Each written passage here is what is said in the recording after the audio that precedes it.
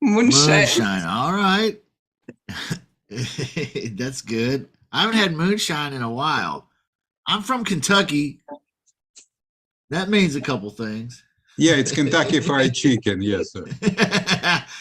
That's one of the things that it means. But You should visit us. bourbon and moonshine. And Yeah, all that. Kentucky Fried Chicken and Kentucky Bourbon. Yes, sir. Nothing else in Kentucky. And Derby. Horses. Yeah, horses. yeah. Tobacco, if you're into that. A lot of that. Marijuana is big too. Oh, that's good. That's good. That's reason to move. Is it legal now in Kentucky? I don't think so. Okay. I don't think so. Because we usually go into New York where it's legal. Yes, sir. Yeah. Yeah. Come on, Joseph, it's going to be on YouTube. I think, no, I live in Missouri now. So but I was born and raised in Kentucky. I don't think it's legal there. And here it's medical.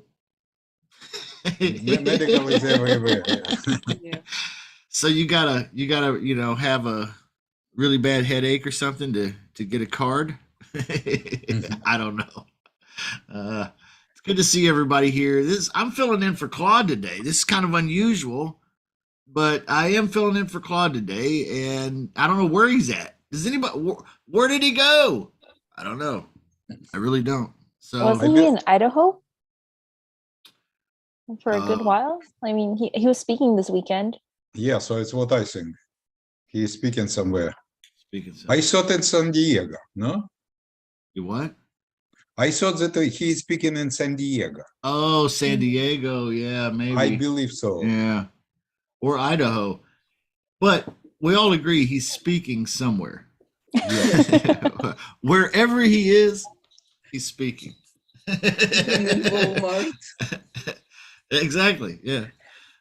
So anyway, I wish him the best of success. I know he'll do great wherever he's at. He's the Godfather, but he doesn't need me to wish him success. But I do wish him success wherever he is, and I'm grateful that he invited me to fill in here for him on his Monday group session. So, I really wanted to spend some time talking about lease options, lease purchasing, and Claude is the godfather of that, and also the gut sales system. And so a lot of times he talks about the gut sales system, and sometimes he talks about the lease purchase and lease options and stuff like that. But I want to focus more today on the lease purchase or lease options side of things if we can. Well, I'm okay with role playing or doing anything else we want to do today too. Taking your questions. I'll definitely answer any questions that you have if I have an answer. Actually, I have an answer for every question. Did you know that? We were sure about that, yeah.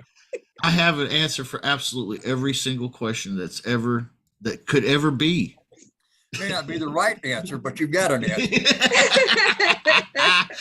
It might not be the right answer, or I might just have to say, the answer is I don't know. Yeah, I don't know. And so you can ask your questions today. I may or may not have a good answer, okay? But I will try to have an answer, all right? So I'll let you know if I don't know, though, as well. And that way you don't have to wonder if I'm making that up. Okay. All right, so let's talk about lease purchase. How many people here in the room are in the lease purchase business or attempting to do or starting a lease purchase business? Okay, pretty much everybody. Great. So anybody here been doing it for more than 3 years? You guys been doing it? Maybe. Yeah, okay, so that's quite a while though. 3 years, quite a while. All right. Is anybody doing this outside of their local market? Okay. Just doing it locally. No. Just doing it locally. Lease purchase business locally. Okay. I'm doing it virtually. Okay. So I don't really do it. I do it in my local market, but not just there. So there's that. Okay. So there's a difference in lease purchase businesses. Some are local, some are not. Okay.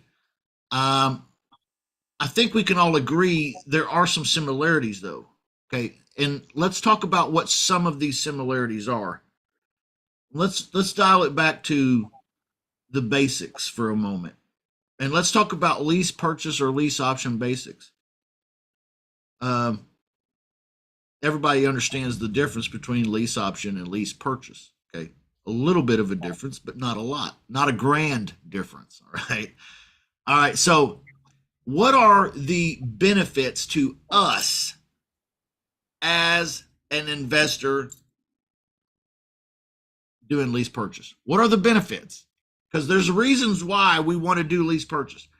And maybe right now, even more so than ever. Less risky. It's less risky. Yeah, less risky. Why do you say it's less risky? Let's talk about that. Why is lease purchase less risky? Because we're just controlling property, but not buying it. responsible. Yeah, you just get your money and then it's somebody else's property, not yours. Exactly. Exactly. So it's control without ownership, right? And that's optimal, we might say, right? To control something without having the burden or responsibility of ownership, right? So there's that.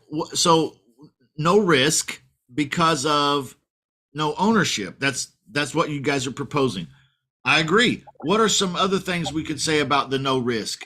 Is there any other reason why we think lease purchase or lease option is a no risk or low risk strategy for the investor? I've got a couple of things, if you don't mind. Lease purchase, aren't you committed to buying the property at some point, whereas lease option, you only have the option to buy it at some point? And the major advantage, I think, is you can probably get into it for much, much less money. Yeah, both. Yeah, both. Yeah, you're absolutely right. A lease option is you have a option to buy or option to purchase the property for a certain amount of time. Let's say 12 months, maybe 24, maybe 36 months. You have an option to buy. Okay. Okay, man. REI replies going crazy right now, and I'm getting yeses and nos. Sorry, it just blew up my phone.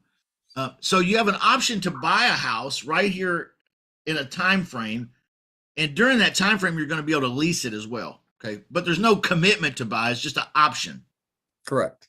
Right. Could we talk about a right of first? Well, let's talk about the purchase. So in that, there's a purchase and sale agreement, right? Perhaps with an extended escrow time. Does everyone understand what I mean when I say an extended escrow time? No. Okay. So in other words, when someone enters into an agreement with a property owner to purchase and sell the house, right? Then they take that, they sign the agreement, they send the agreement over to title company. Okay. The title company is also an escrow company or closing attorney will put these documents, what's called in escrow. Okay. They'll hold on to them in preparation for closing day. Okay. So when you hear someone say, yeah, I've put these in, you might hear a realtor say this or an investor, it could be, but you might hear somebody say, well, I've got the deal over the paper, the agreements and everything. I put them in escrow over at such and such. Well, they didn't actually physically put them in something labeled escrow, right? It's actually more like, they're just putting them at the title company and the title company's holding them in preparation for closing. So when I say a lease purchase might be a purchase and sale agreement with an extended long escrow period, I mean a long period before closing. So whereas a normal purchase and sale agreement might say 28 days, 30 days till closing, this purchase and sale agreement might say 24 months before closing. Okay. Does that make sense? So an extended escrow. So that would be a lease purchase. Okay. So there's a purchase and sale agreement with an extended escrow, And during that extended escrow period, the person also has the ability to lease the property. Great question. So in America, though, let me just throw this out there, pop quiz. In America, in the United States, because America can be a lot of things, right? It can be more than just United States. So in the United States, is there any laws really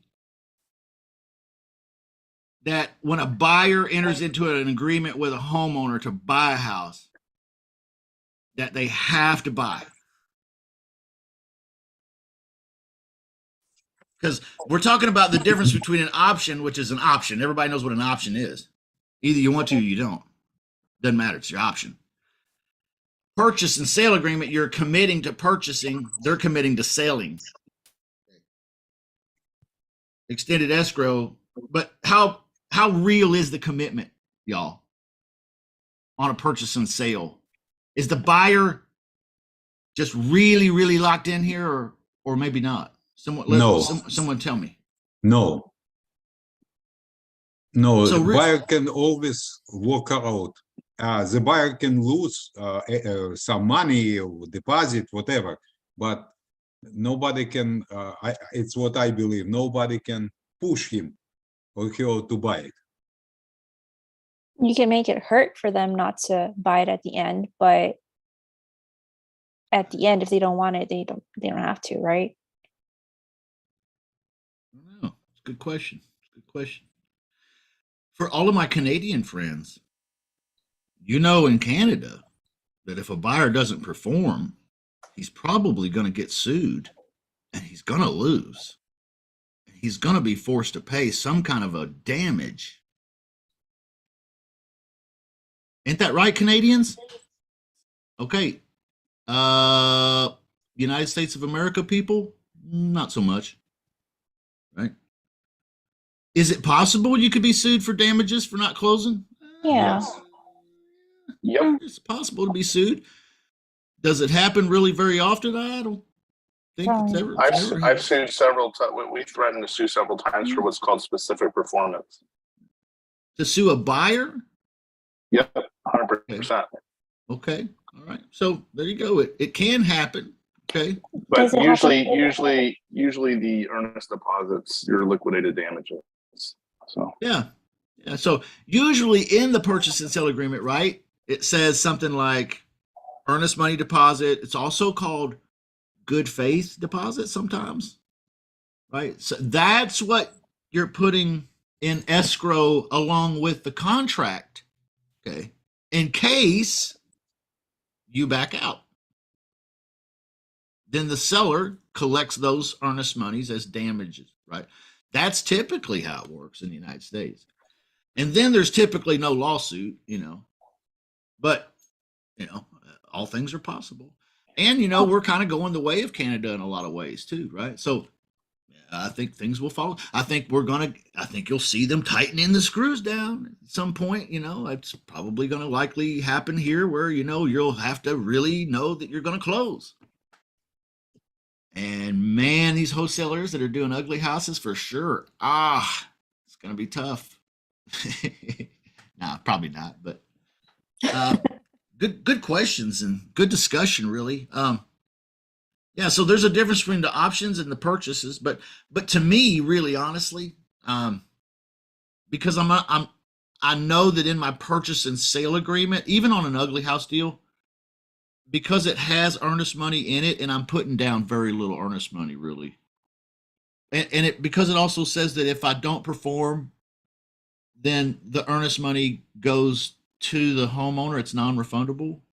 At that point, after inspection period, it becomes non-refundable. And I even do lease option stuff this way a lot. You guys have seen this in my contracts. So, I don't really worry about too much because I'm not putting a lot of money into it. Y'all remember Ron LeGrand says stuff like this, like, you don't have to worry about losing money if you didn't put any money in it. So, if you let's say you put very little or no money into the earnest money, you know, you back out during the inspection period, or maybe you don't. I don't know. It falls apart. I don't know. Does this guy have damages? You know, in America, it's debatable. I don't know.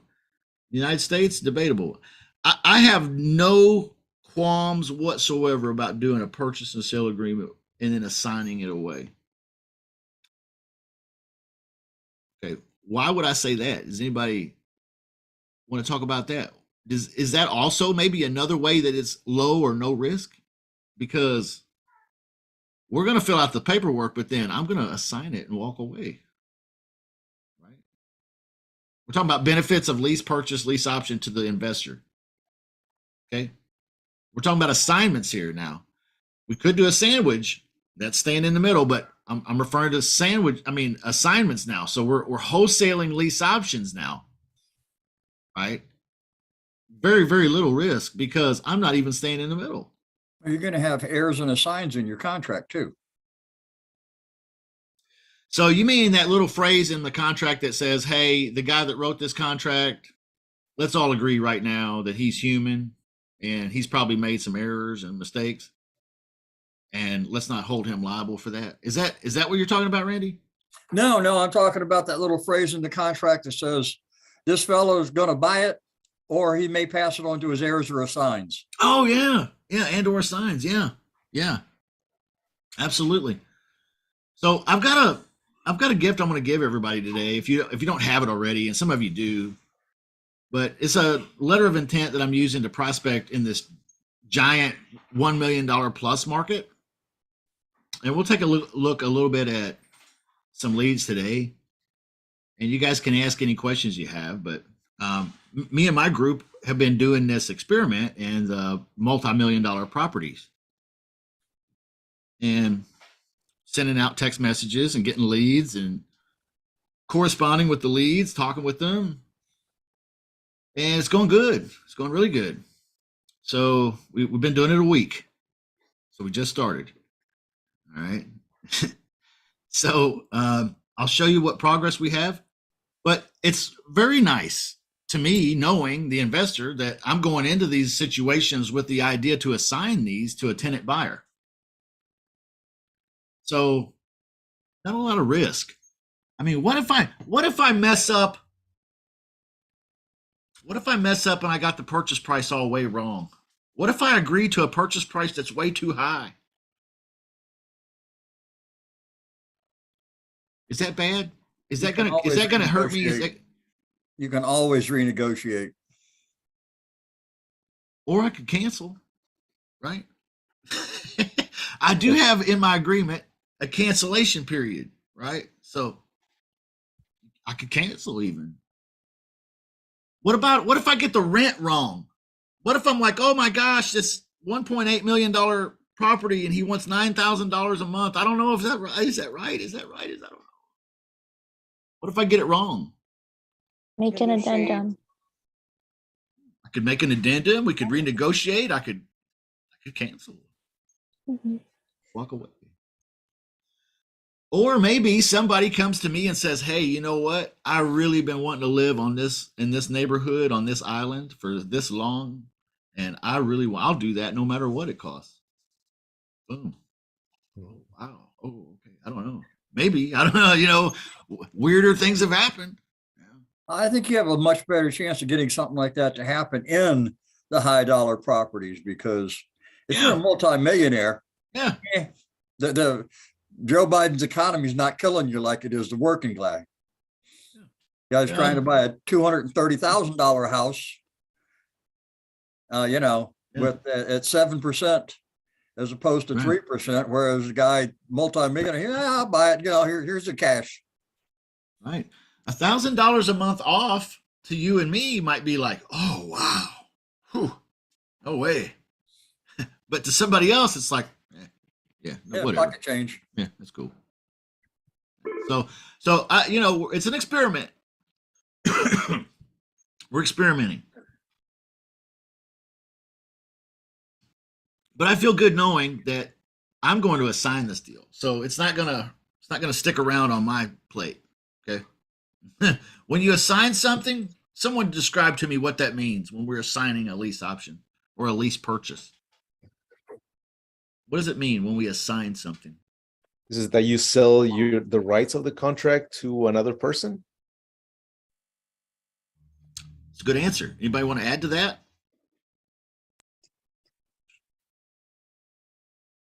Okay, selling the rights and privileges, responsibilities. Okay, so in every contract, there's rights and privileges, right? But would you agree that in every contract, you're agreeing to something be granted to you? Yep.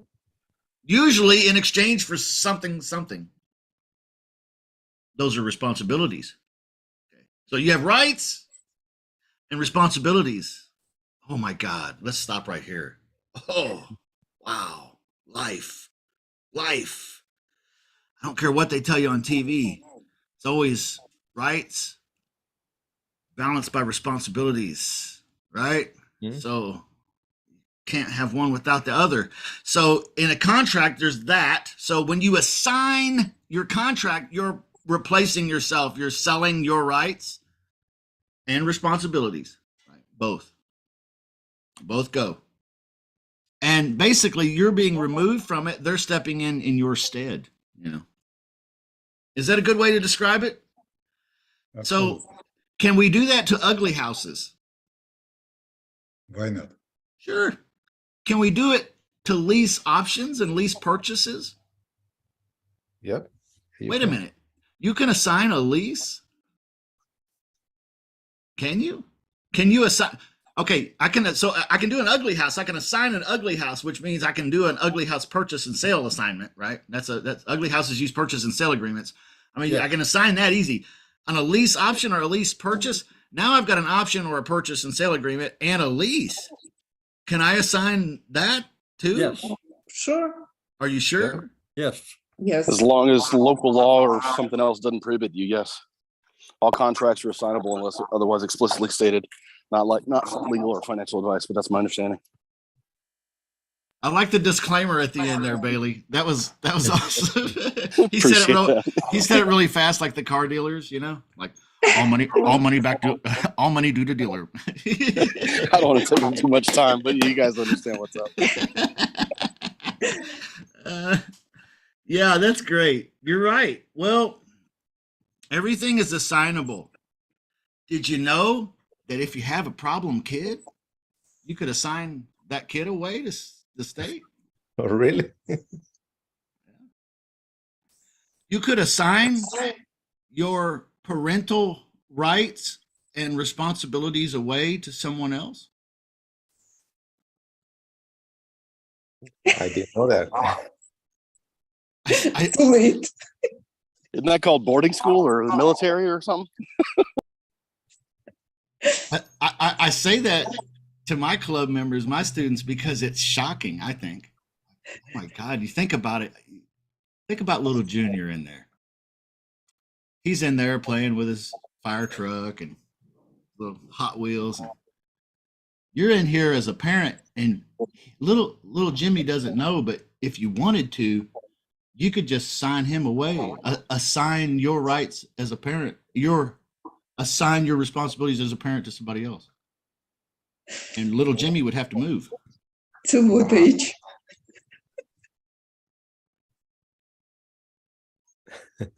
It's so shocking. That's disturbing. But literally, anything you want to assign, yeah, you can. As long as you agree to it, and that person wants to accept those rights and responsibilities, you can assign it away. Yeah, whatever it is, whether that's a kid or a house or a lease or a car. Okay. So anyway, sorry, that's that's horrible, but yeah. So we can assign totally. So that's what we do. That's what I do. I assign these property deals. I get them under contract with a lease and an option. If I can't do that, then I want to get them under contract with a lease and a purchase and sale agreement. And then I'm going to assign that away to a tenant buyer. Some people usually ask me, hey, are you assigning this to the seller or to the tenant buyer? Well, I'm going to assign this to the tenant buyer. Okay. So no problems there. All right. So it's totally doable. So let's talk about more benefits to the investor here real quick before we go on to something different. Are there any other real benefits other than the no risk thing or low risk? Any other thing? Well, you get monthly cash flow, right? If you set it up so you can get positive cash flow. Yeah, you can get positive cash flow if you Did everything proper. Get a non-refundable option fee. Hey, Stay in the deal. well. Now, there's several ways to get paid. It sounds like. There's several ways to get paid. Number one is the non-refundable option fee. That's up front.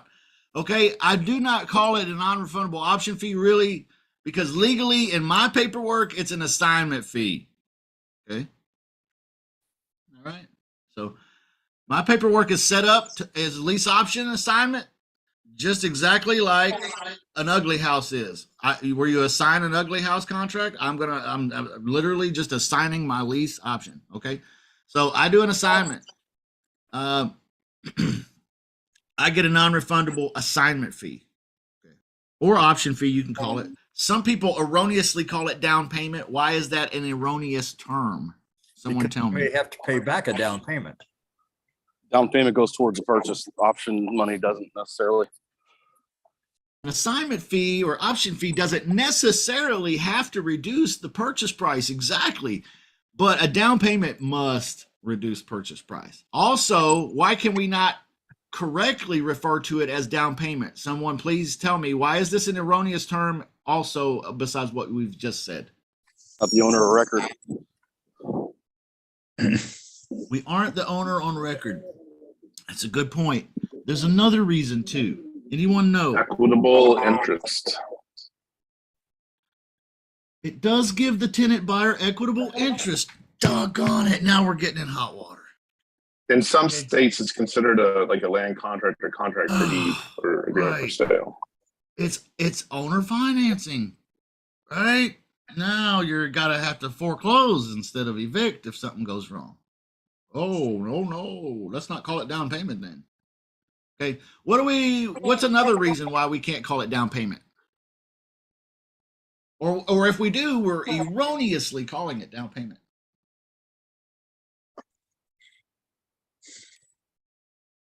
Okay, because the home loan lender that they go to eventually, the tenant buyer will eventually go to a home loan lender and apply for a home loan mortgage. And that person will tell them, that home loan lender guy will say, hey, listen, you're going to need 3% down. And they're going to say, well, we put 3% down 24 months ago. We gave it to this guy, Justin. And he might look at them and say, oh, well, that don't count. You're going to have to do 3% here. Okay. That would be bad. That would be bad. All right. So we don't want to call it down payment because we don't know if the home loan lender will actually let it be used as down payment. We don't know. All right. So we don't want to do that. So we get paid through a non-refundable option fee. That's in an assignment deal. In a sandwich deal, what do we do? A non-refundable option fee plus, you guys were Cash talking about flow. Cash flow. passive, yeah, passive cash flow. How is that passive cash flow created in a sandwich? Rent it out for more than we are paying them. Yeah, exactly. You rent it for more than what your monthly payment is. Okay, so you're the meat in the middle of the sandwich. So the tenant buyer is one slice of bread. You're the meat in the middle. What kind of meat are you? I don't know. Salami. All right, over here.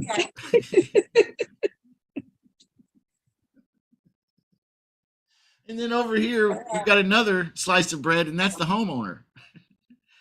So you're connecting the tenant buyer and the homeowner as a slice of meat. All right. So That's a sandwich. So if you collect $1,000 a month from your tenant buyer, but you only pay $750 to the seller, guess how much money you make every month? 250. Exactly. Yeah. There you go. Perfect. So there you go. That's a sandwich. Now, there's also a third income that we could make on a sandwich. The first one would be the non-refundable option fee. And then we would have a monthly passive income. And then we would have what possibly at the end? When they buy it, eventually. When the tenant buyer goes to buy it, what do we get? The difference between our price with seller and their Yeah. price. You get an equity cash out. Okay. Does everybody follow me on that? You get an equity cash out. Okay. So that's really nice. When that's the difference between your contract, like he just said, your contract price and what your tenant buyer's purchase price is. So you have in other words, you have it under contract with the homeowner for $100,000. You sell it to your tenant buyer for $140,000. They put down $10,000. Okay. They make payments for 24 months, and then at the end they buy. They still owe $130,000. You only owe $100,000. So when they buy, you get the $30K. Okay. Now you guys probably at some point will come to the realization that this is easier said than done. All right. Just I'll be honest with you. I'm the lease options guy. This is like all I care about. It's the only thing I do. And I'm going to tell you, it's easier said than done to get someone all the way through and to cash out and get a $30,000 equity cash out or more, or whatever the number is. It's easier said than done. And why do I say that? For a number of reasons. One, because you have to have that tenant buyer go all the way through the program and buy the house. The stars have to align a little bit. But also because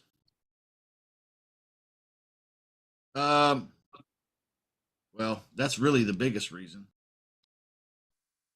But it's hard to get all the way through the program for sure and get somebody qualified and to purchase the house and to cash it out. The other reason is because how do you get that money? Because they went to a home loan lender to get the money. And the home loan lender is not going to like you wholesaling this deal. Especially if they're using government-backed funds. Is anybody following me? I hope you are. I don't want to just ramble here. Okay. So how do you get the money? How do you get your name on the HUD? That's a question. I'll tell you what, I've got an answer or two for you. Like assignment fee? Yep, but the home loan lender's not going to see because they went and they got a retail home loan. And in some cases, they're going to be getting like a FHA loan or something like that. And those lenders do not want you on the HUD because you're not a realtor. So how do we get on the HUD anyway? So you can't, in other words, what I'm suggesting is they will not allow you to assign. Yes, this is being recorded, Wes. Thank you. They will not allow you to assign your sandwich deal to this tenant buyer like you would at Ugly House and make your $30,000 equity cash out. They will not allow it. That lender will not loan them the money if you're going to do that. Okay, are you guys aware of this? Are you aware of this? No one talks about this, do they? That's correct. Yeah. So how the fuck do you get your money? That's a good question. You just spent, title. You just spent 24 months in a sandwich lease option. You got 30 grand waiting on you, and now the lender says, "Nah, you can't assign that deal. We won't loan the money if you do. Get him off the HUD." Bailey says cloud the title. It's not money. What a genius. What a genius. Bailey. Thanks. I'm here on Fridays too. I'm Golly. here all week. Woo. Not legal or financial advice. Woo. What great advice. Cloud the title. What do you mean cloud the title, Bailey? Tell us more. Record a copy of your agreement. You have an agreement with them. You're in position. You control the property, and you can choose to release it for a pre-agreed amount or a agreed amount. So can you get paid out to clear the title instead of an Yes. assignment? Yes. Yeah. Maybe. Hey, there you go. There you go. That's one way of doing it. Yep. Well, I guess you could do an under the table deal too, but you know, I think you can get on the HUD there, probably most places, because you're no longer assigning the deal. You're just a cloud on the title that the homeowner owes somebody some money and he needs to pay him off inside this transaction. Yeah. Performance mortgage. Along with any mechanics liens, along with any other bullshit that might have happened. All of that. You're just another bill. How did you attach that still? Attach that to the property, Justin? Good question. Bailey's the one that brought it up, man. Bailey, how do you cloud the title? You said cloud the title. How do you do it, Bailey? So I've heard that this is possible, but actually recording a memorandum of contract or a memorandum of agreement. You got to record something at the county recorder's office. So therefore, when title does a search, they can find it. Right? You don't do cash for keys, buy a TV, none of that bullshit. Yeah. So you don't have to have the price on that memorandum either. Right. Now, this will take us back a little bit, Justin. One of the old guys who's not around anymore, Jack Miller. Yeah. He would take the option. You know how you have your like Fannie Mae mortgage or your note, you know, and how they do a note and deed of trust, and they record the deed of trust, at least in Arizona, that's what they do, or mortgage in other states. So you just take that same paperwork and you just take out the word note and you put in option and record that. And then it secures an option. You got to have an amount on there typically. But I've heard you can do it that way too. If you record a memorandum of agreement or something like that, then my understanding, again, not an attorney, is that essentially you'll have to provide some kind of payoff letter, right? We agreed to settle for such at closing. You know, that's it. Yeah, it'll show up on the Schedule B on the title report. Crazy, huh? Crazy how you could still do it, but you have to be different about it. You know, like you can't just go in all Wild West and like I'm assigning my retail deal. Like filing a memorandum of agreement or a memorandum of option to purchase at the county courthouse. Next question. How do we do that? Anyone want to help us out with that?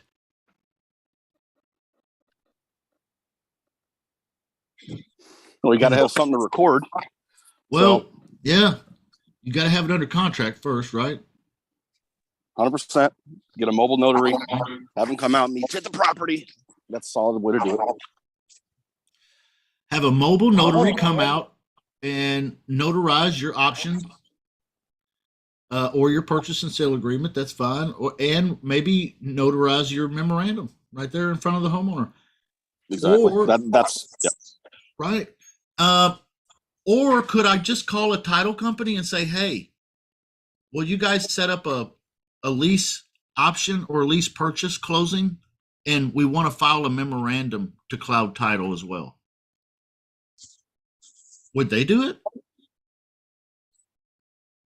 Why not? Why not? Why not? That's a question maybe we need to ask. Do title companies do more than just purchase and sale agreements? Like open and shut deals? Do they do things like lease purchase closings and lease option closings and things like that? Do they put things in escrow for extended periods of time? And I don't know. It's a good question. Do title companies, the closing attorneys do that? I mean, I don't know. Let's think about it. I like Joseph's answer. Why not? Yeah. Maybe some don't. Some do. Okay. All right. So what? So what? So how do you find one that does? Call them. You call them and you ask. It's exactly right. What's the question, Mr. Title, Mrs. Title Company gal? I've got a lease and an option to purchase, and would you guys be able to set up a closing for us? And would you guys be able to file a memorandum that clouds title? Yes, no, maybe. Okay, there you go. All right, so all possible. Okay, all things are possible, but that's a sandwich. Okay, so I think we're talking about something a little more complex when we're talking about sandwiches. Okay, 3 different pay structures, pay opportunities, and then we have we have a bunch of responsibilities here as a sandwich because we're the meat in the middle. So we're not assigning those away. We have to. But that's why I like assignments, though, everybody. Okay, so I like assigning my. You know what? I don't like responsibilities. Okay. I don't want to be responsible. I just want to assign my deal away to the tenant buyer, get paid, and go home. Okay. So that's why I do assignments. Let me show you guys something. You might find this interesting. And if you want to interrupt me, you can, and you can ask some questions about anything. But let me share with you my REI reply right here. This is the giant experiment we've been talking about doing. I literally just had this column here in REI reply was empty, and I just had a text blast go off. And you can see I've got 13 brand new leads that came in today. I've got 15 hot ones I haven't gotten through yet. I've got 2 leads that have called me, and I've got 1 contract I've sent out, and I'm going to talk with that guy again today. Okay. So I've got some action going on in this over $1 million market. All right. That's kind of fun. I like that idea. But let me show you some conversations just so you can see what some of the people say. Okay. I'm sending out a message that says, hi, I'm an executive landlord looking to place executives into an executive style home. I saw Zillow and then the street address. Could you consider renting to us 24, 36 months? Yes, no, maybe. A lot of people say no. Okay. I've got unless you want to pay all the rent in 3 years, for 3 years up front. No, don't want to do that. Let's see here. Hey, sorry. I miss you. Would love to connect. That was me. Okay. We removed our listing. So there's a lot of no's in here. This just sounds like a bunch of crap. All right. Well, that's the beauty of REI reply, because when I come over here to opportunities, it's already filtered out all of that crap for me. Okay. And you can see over here are the leads it wants me to look at in the replied section.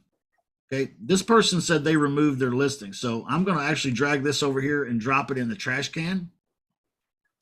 And then I'm going to come back and we'll look at the next one here. Okay.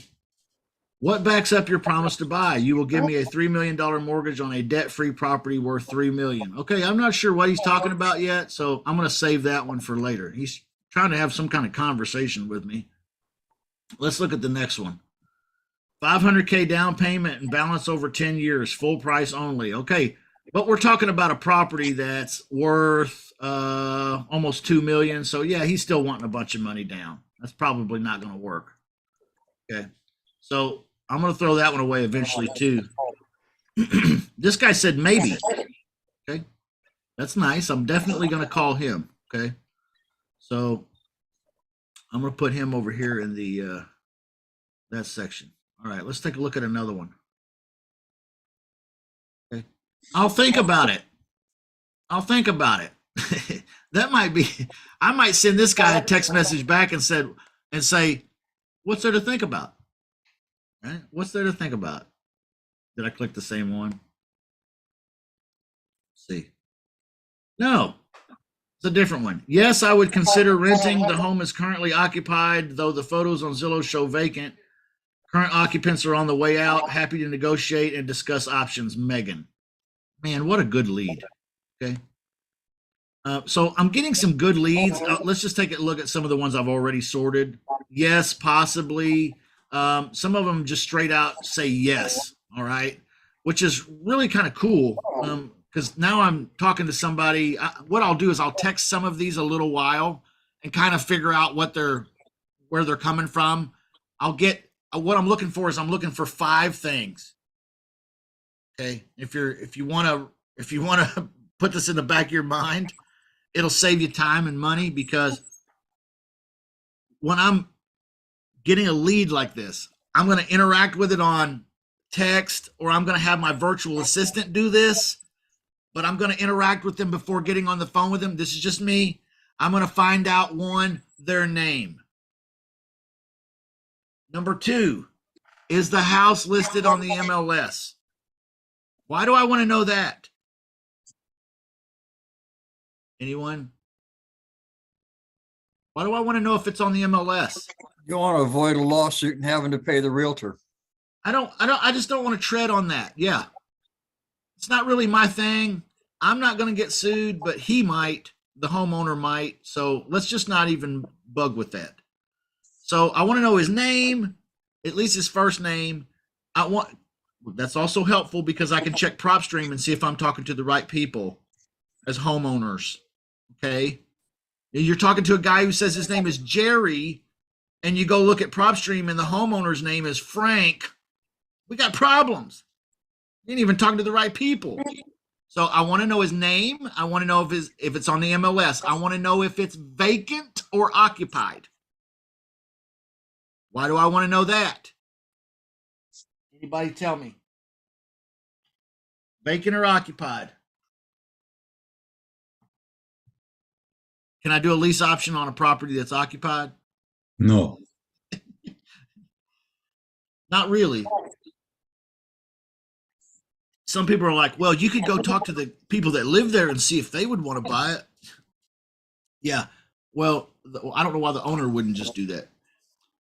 So yeah, I want to know name, MLS or not, vacant or not. I want to know purchase price, which is usually on Zillow. That's an easy one. And then I want to know how much money they would need monthly to do the rent and then purchase. If my virtual assistant or if my texting can determine the answers to those 5 questions, I want to get on the phone ASAP. I don't want to talk to them until I know those 5 things, though. Okay. This is what makes a great lease option, everybody. Let me share this with you. Let me go big here. Okay, a lease option must have little to no repairs needed. The monthly rent needs to be somewhere near fair market rent. The purchase price needs to be somewhere near fair market value. The lease term has to be at least 12 months. And there has to be low or no down payment going to this homeowner. So you can see with those 5 questions, I'm already kind of figuring out the rent, the purchase price. He's already said yes to leasing, so I'm assuming at least 12 months is fine. Okay, I don't know 1 and I don't know 5. But I do know the house is empty or it's not empty, and I do know it's not on the MLS. This is worth talking to. This is a lead worth talking to. Okay. This is a lead worth talking to.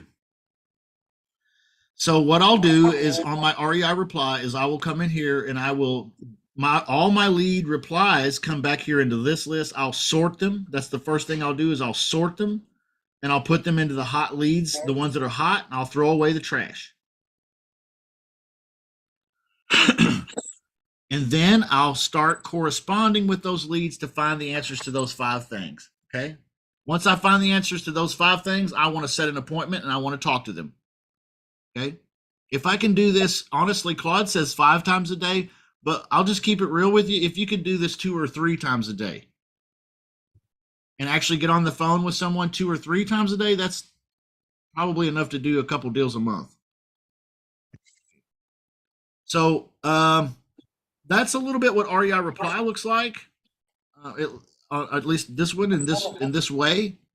I have a gift for everyone as well, and I want to give that to you. If you don't have it already, this is a. Hold on, let me scroll down here on a page and get a link for you. I'll put this in the chat room, and here it goes. That's a link to a page that if you go there, there's a video and all of that. But if you click the download my lease option agreement here button, it will pull up a lease option agreement that I'm using lately. Yes, I recommend REI Reply. I use it. But this is the contract here. Let me share screens with you, and you can see what the contract looks like. You can see it needs to be edited to fit you, okay? But what you'll want to do is you'll want to download this to your computer first, okay? Now this is for doing lease option assignments, okay? All right. So this is not for sandwiches. This is for assignments. And you can have that absolutely today. Make it yours. And you can start sending that out. Maybe it answers some questions for the homeowner that maybe you forgot or maybe they forgot. Okay. So let me also, I'm going to give the people here in the room another gift here real quick, and then I want to show it to everybody. And that is the assignment agreement, okay? Because I have an assignment agreement that goes along with that document that I just shared. And here's the assignment agreement. Let's see here. Let me just grab the link. I don't know why my browser does that, but sometimes it doesn't give me the slide down bar. Okay.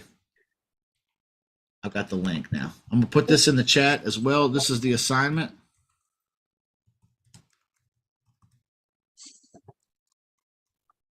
And let me just show this to you really quickly too.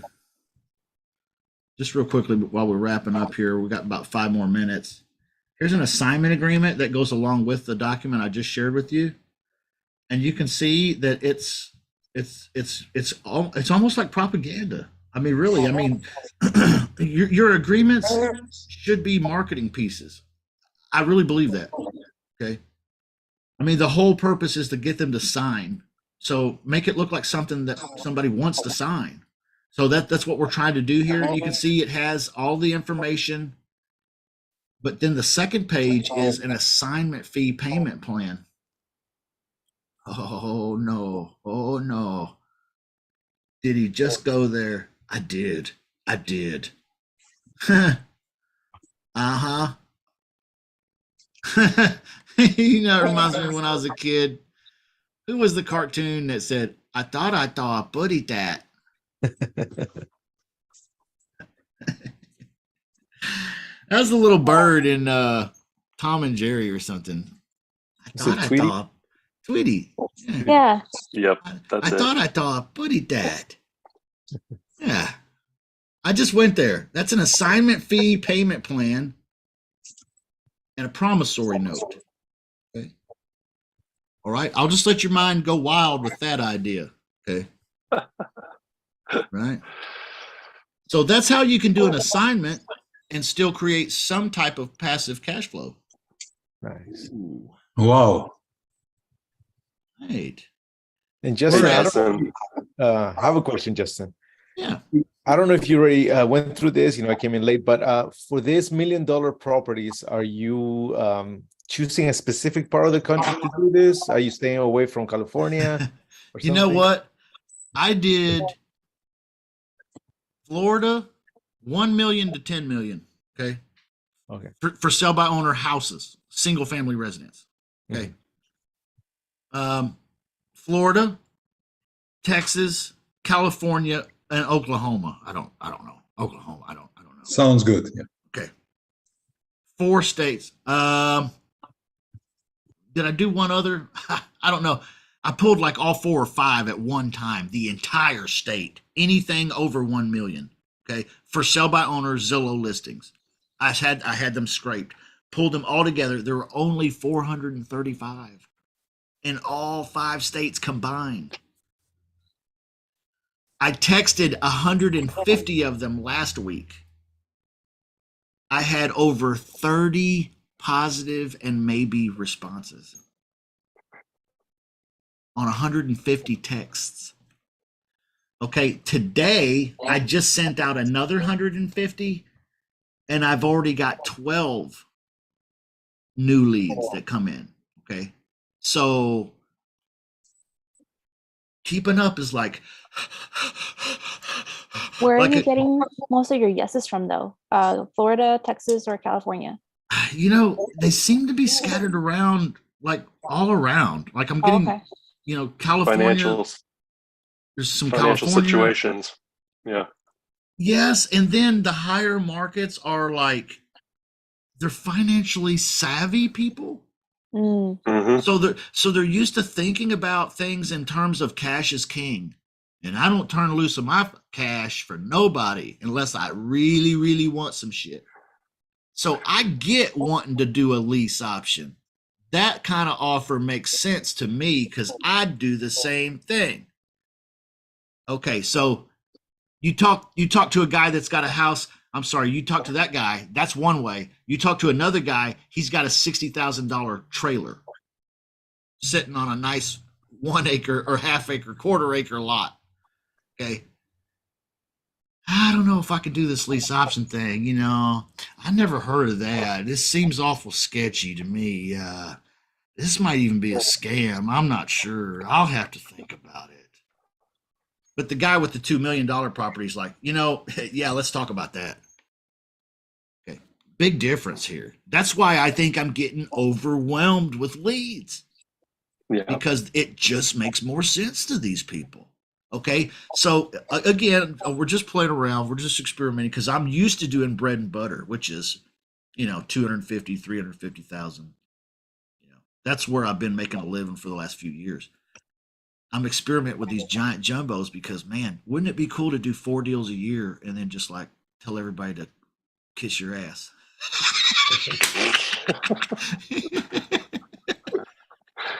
That's one way of putting it, Justin. That would work for me. Yeah, there you go. No.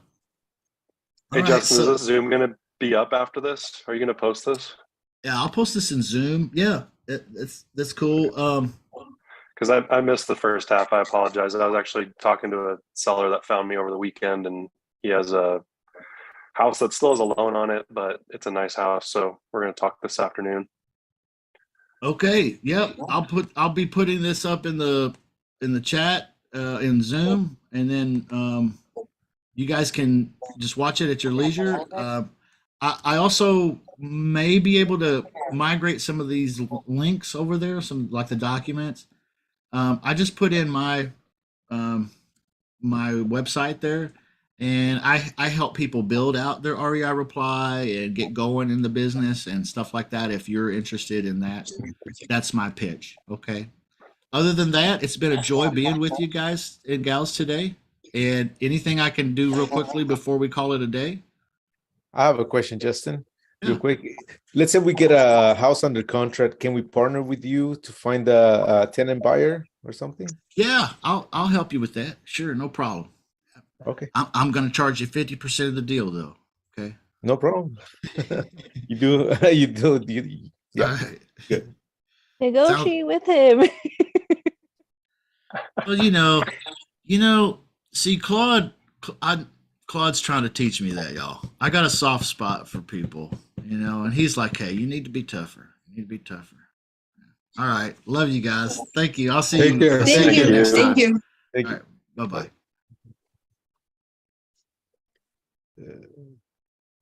All right.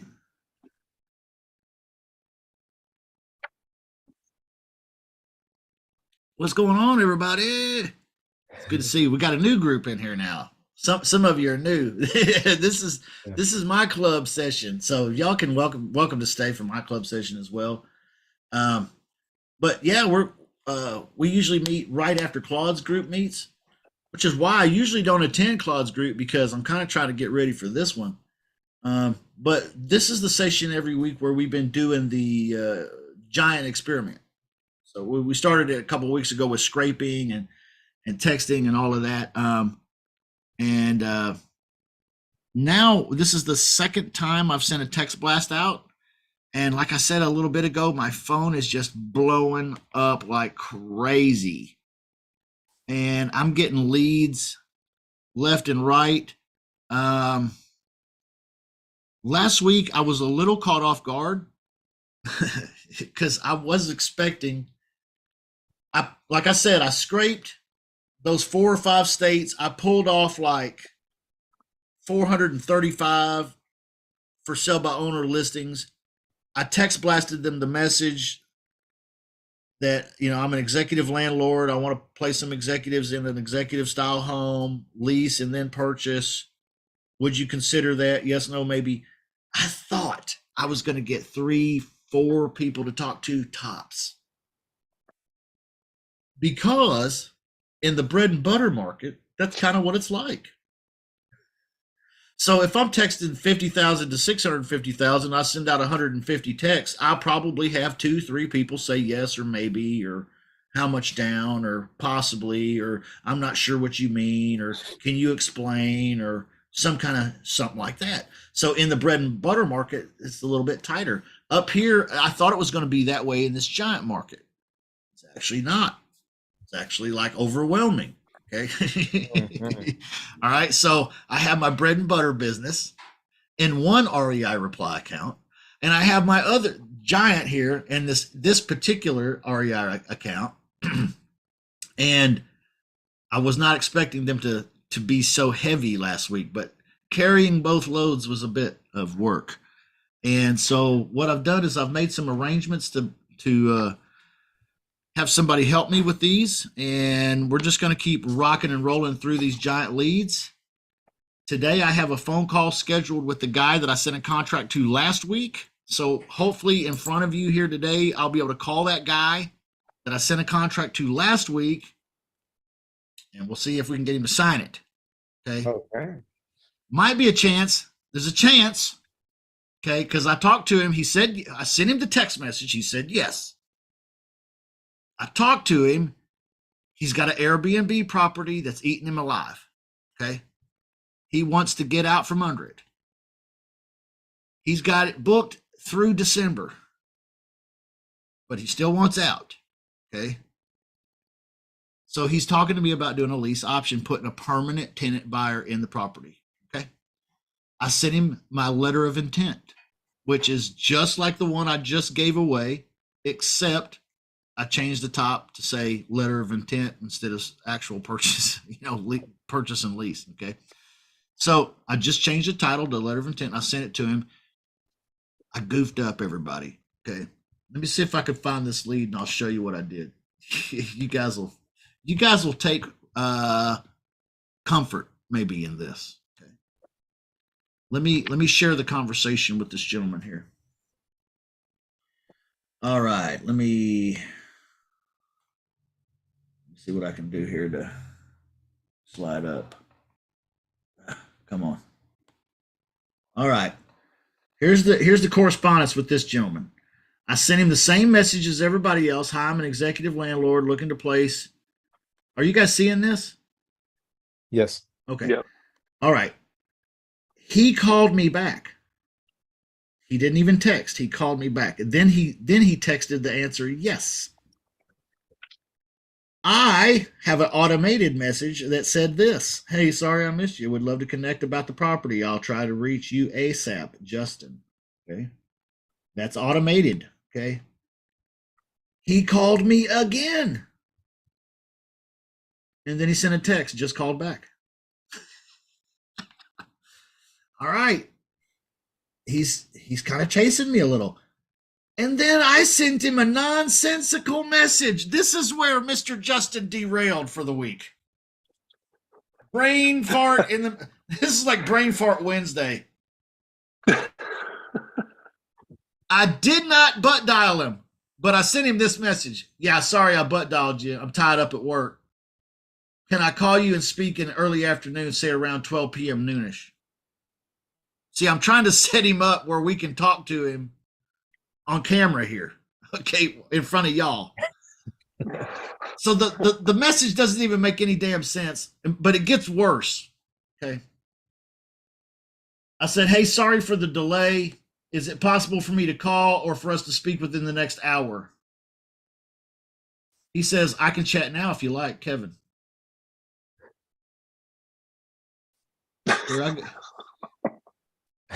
Here I go again. Just absolutely moronical.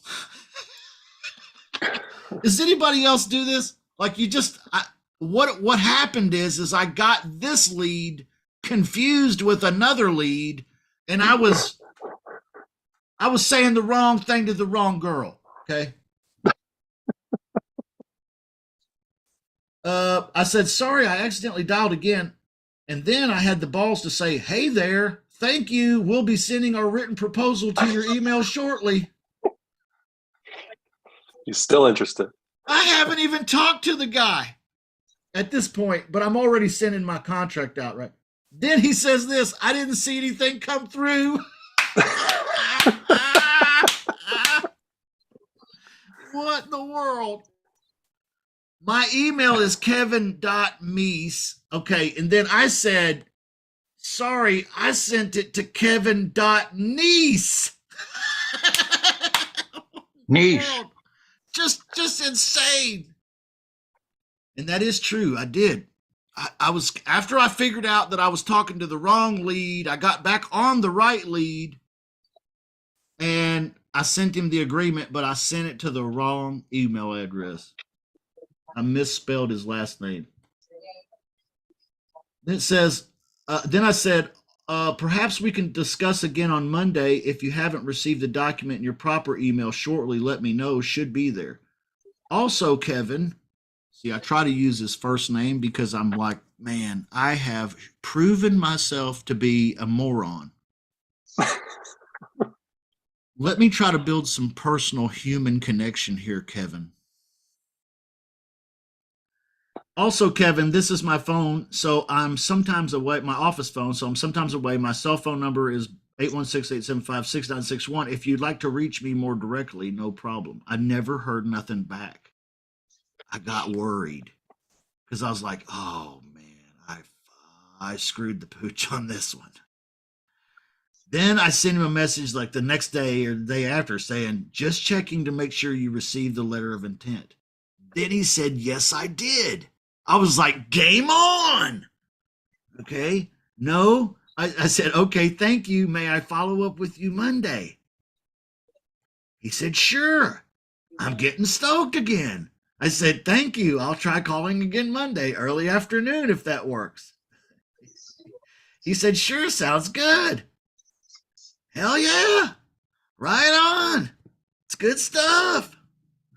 I said, thank you. Enjoy your weekend. Talk then. Okay. So that guy is the guy that we want to follow up with today. What a mess. All right. But I am human and I do make mistakes. Was that the Osage Beach one? No. The Osage Beach one came back and he renegotiated with me for down payment money. Remember, he didn't want any down payment money to begin with. And then now he wants 20 grand. And I'm like, ooh, that's too much, dude. I can't do that much. You know, we can do maybe 5, but we can't do 20. So we're still working with him.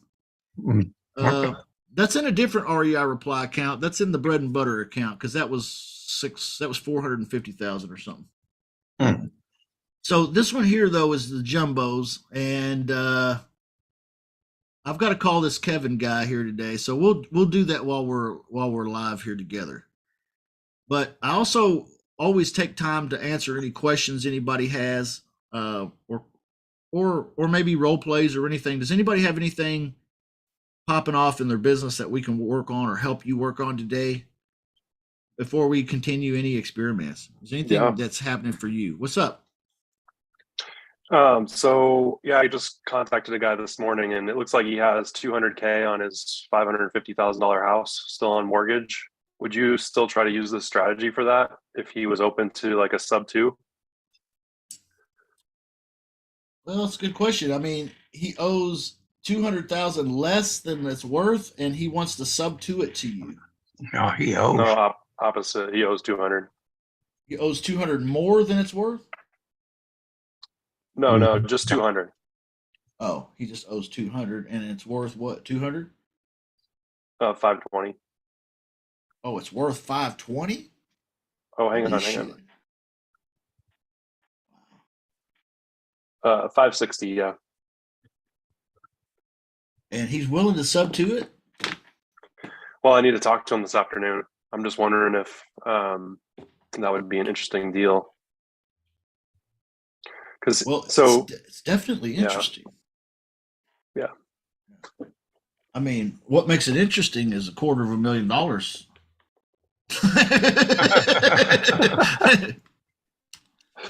Yeah, he's got equity, and he's thinking about maybe renting it right now, but Huh? I don't think he really wants to, is my assumption. I think that was his plan B since the house didn't sell, but I couldn't really figure out where it was on the market and for how long. Yeah. There's no data on that, so I don't know if he was just talking to an agent or what happened, but Right.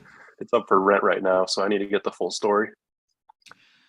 I'm a little different than most investors, probably because I don't tell everybody, well, the homeowners at least, I'm not like, hey, listen, here's the solution for you. We're going to take over your mortgage. I mean, we're going to take over the payment.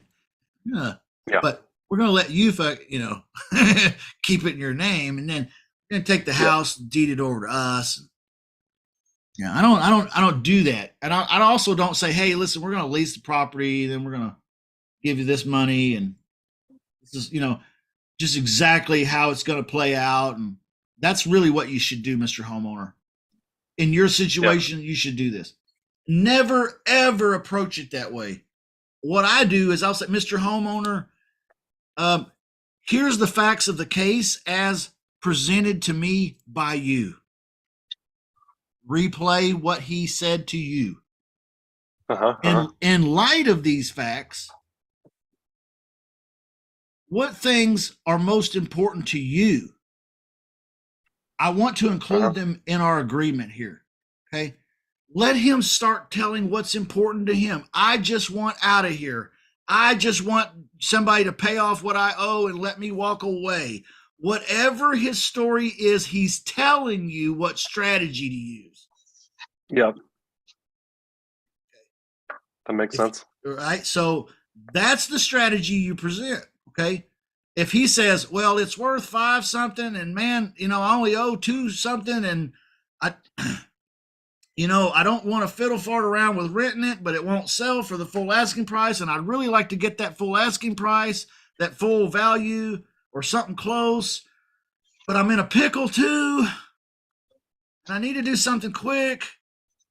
What's he saying? He's saying, I got a payment problem. Yeah. I still want my equity, but I got a payment problem. Okay. Is that a sub 2 or is that a lease purchase? Lease purchase. Probably a lease purchase, right? Okay. Yeah. Now, if he's telling a different story, if he's like, oh, I just want to walk away, I'm done with this thing. Hey, F this property, I'm out. At the end of the month, I don't give a shit what they do with it or anybody else. If you want it, you can have it. Yeah. Well, okay, if you insist. Sub 2, okay? That's how I look at it. Does anybody else have any advice? Because this is a cool ass topic here. Okay, how do we know where to go, right, and what to do? Does anybody have any advice, any topic that they'd like to talk on this topic?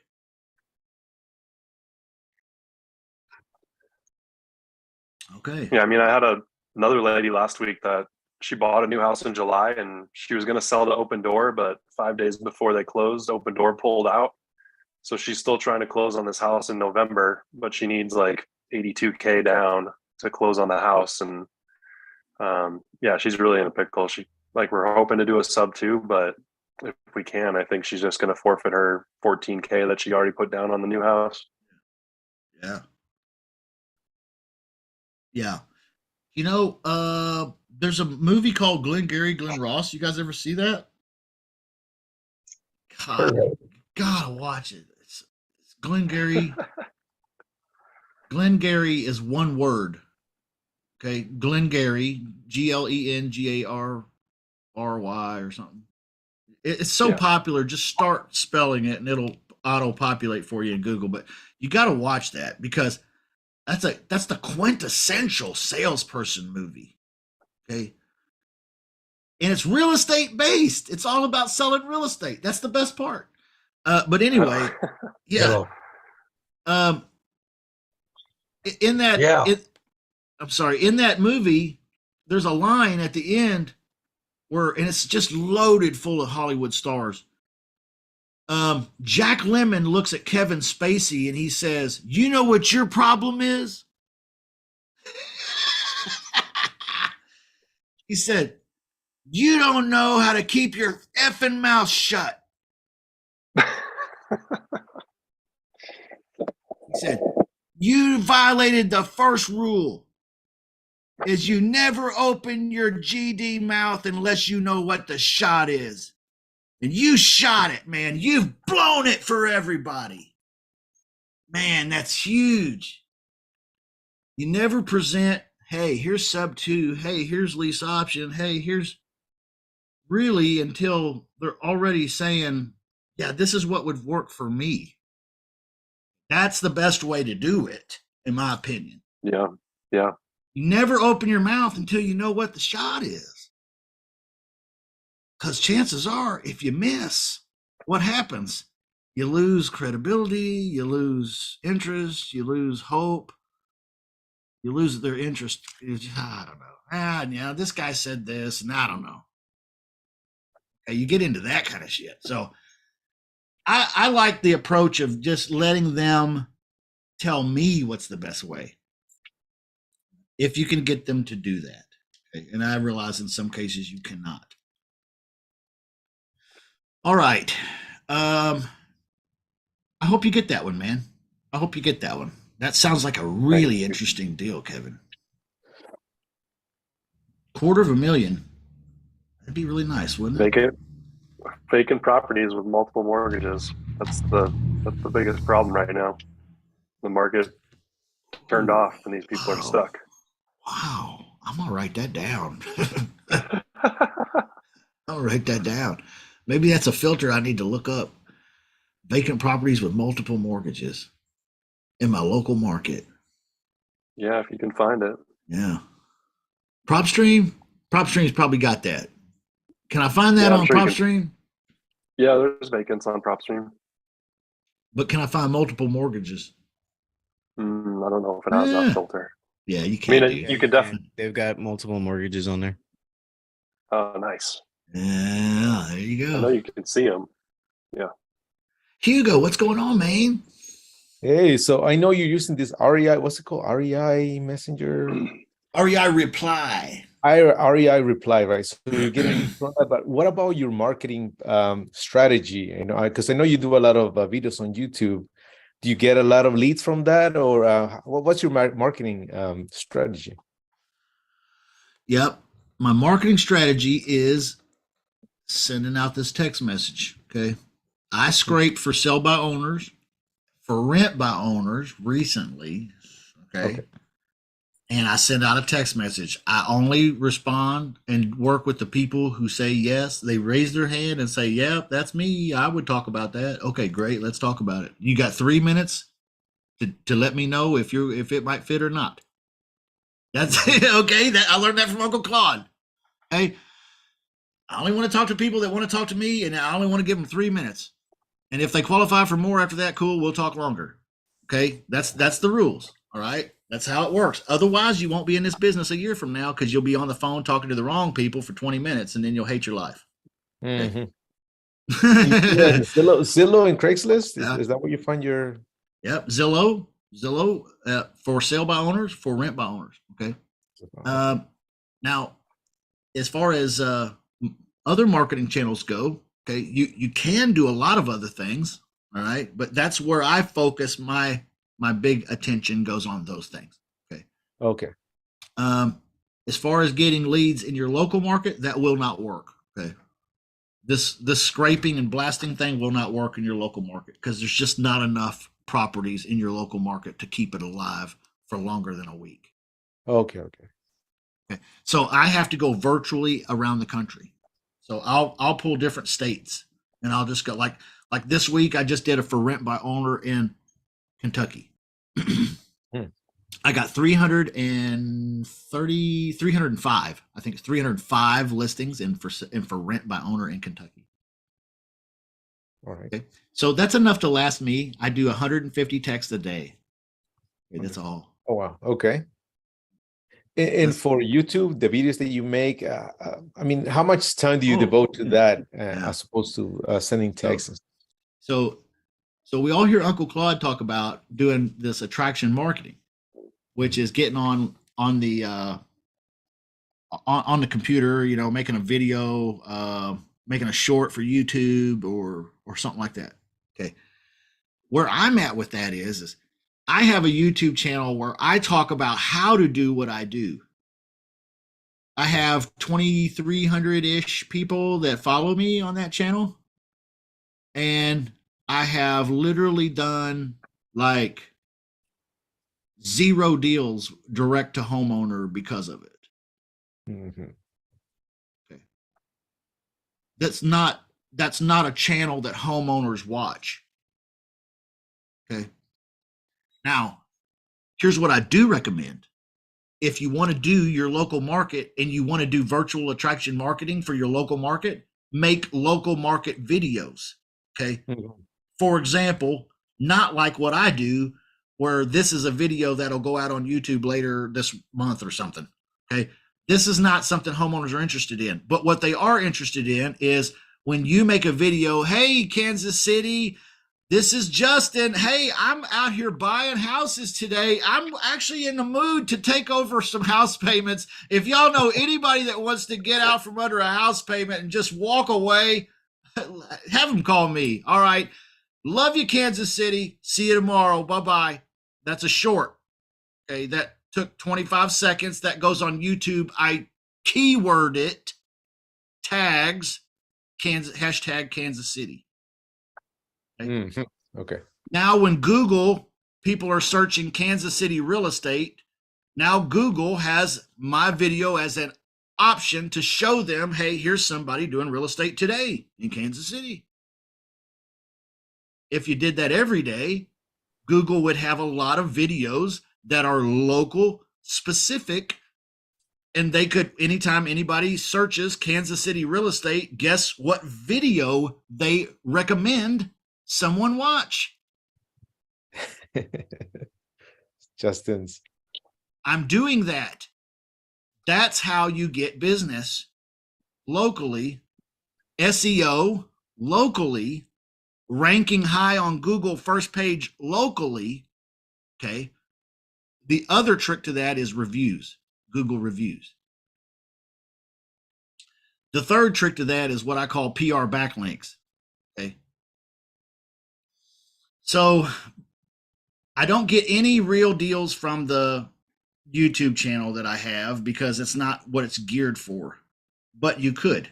Here's another thing that I've played around with that you can do. Make a video just like the one I just said. Hey, Kansas City, this is Justin. I love taking over house payments. Got a house you just want to walk away from?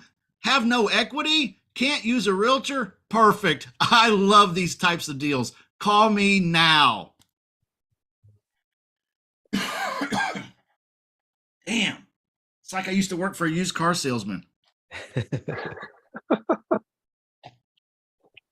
So anyway, make a video like that. When you put it on YouTube, tag it Kansas City or your local market, okay? Mm-hmm. It has a bot that's going to see the tag. It's going to hear you say Kansas City. It's going to hear you say house. It's going to hear you say payments. It's going to hear you say real estate. In the video where you say it, it listens to your words. and it compiles where best to fit your video based on what you said and what you tagged it. Okay. So then it wants to put it now in the real estate market in Kansas City. So when people search that, it pops up. That's great. But here's even better. There's a little button right next to the video on YouTube that you can click, and it'll drop down a menu, and it'll be like edit it, download it, promote it. Okay.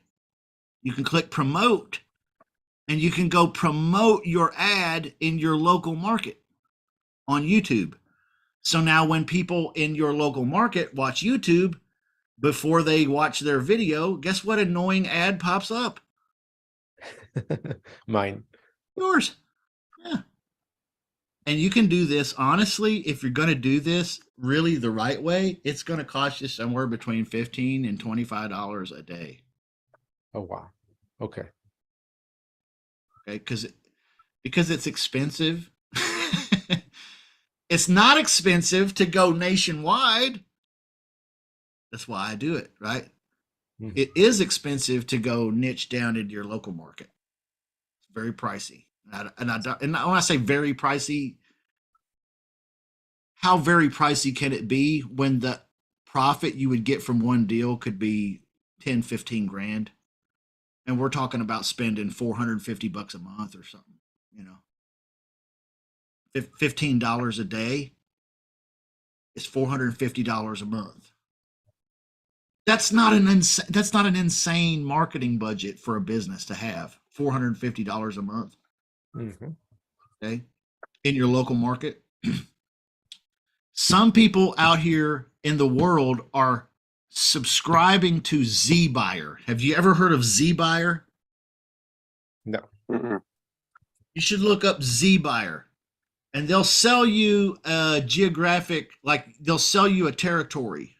Okay, now you have a territory. They're going to generate online leads for you. Last time I checked into it, people got one deal a year out of it, and it was $450 a month. Wow. You literally could get more bang for your buck for the $450 promoting it yourself. Just make a video, 30 seconds. Tag it your local market, talk about your local market, promote it in your local market. Spend the $450 promoting it in your local market. People only in those zip codes will see it. Your farm territory, you know what I mean? Mhm. Those are the only people that are going to see it. What an incredible world we live in, y'all. Holy Amazing. shit. Holy shit. I remember when I was a little kid, like I put a cassette tape in the little boom box, and I'd close the door and I'd hit the two buttons at once. The fucking play and record both. You had to do them both at Yeah. once. Record And then the I'd radio. sing. Yeah, I'd sing into the microphone, right? And then after I was done, I'd take that tape out and I'd put it in mom and dad's dual tape deck, and then I'd hit it and I'd hit play and I'd record over top and I'd double dub it. You know, crap ass it sounded. Horrendous. I would do it for hours. Like, and I was just so happy. That's the world that I was born in. But this world, wow. Wow. Incredible, man. $450 a month could change your whole life. Let me ask you a question here. This is something we don't really get into much around in my club, but this is important. Are you spending, like, I know you're spending money to be in my club or in Claude's club, or you're spending money on education. I applaud you for investing in your education, because if you don't do it, no one will.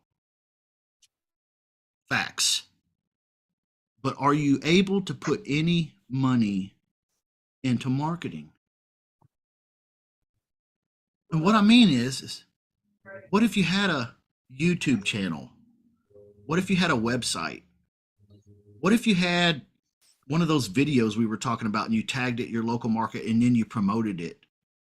What if you had a little ad on Facebook? Okay. What if you had some marketing going that you just always did? Like, it wasn't like, oh, I'm trying this for the next couple of weeks. Nah. What if you adjusted your life and your budget where you always had at least X amount of dollars going out into some type of marketing, whether that's for your business, your coaching business, or your real estate business, or your motivated seller business, or whatever, your vacuum cleaner business, or your ice cream business, or whatever. You've got to be marketing you. If you're not marketing you, who is? No one. They're marketing to you. All right. So here's how I look at it. I'm a real estate investor, and in order for me to buy a rental property, I'm going to have some, either a creative seller or with like really low standards and expectations, or I'm going to have a lot of cash, or I'm going to have some cash flow so I can borrow the money and guarantee that it'll be paid back. But either way, we're talking about shitloads of money. If I want to go find a nice blue collar bread and butter house nowadays, what am I going to spend on it? What kind of coin am I dropping? Average America. What'd you say, bro? 300 to 400. Yeah, exactly.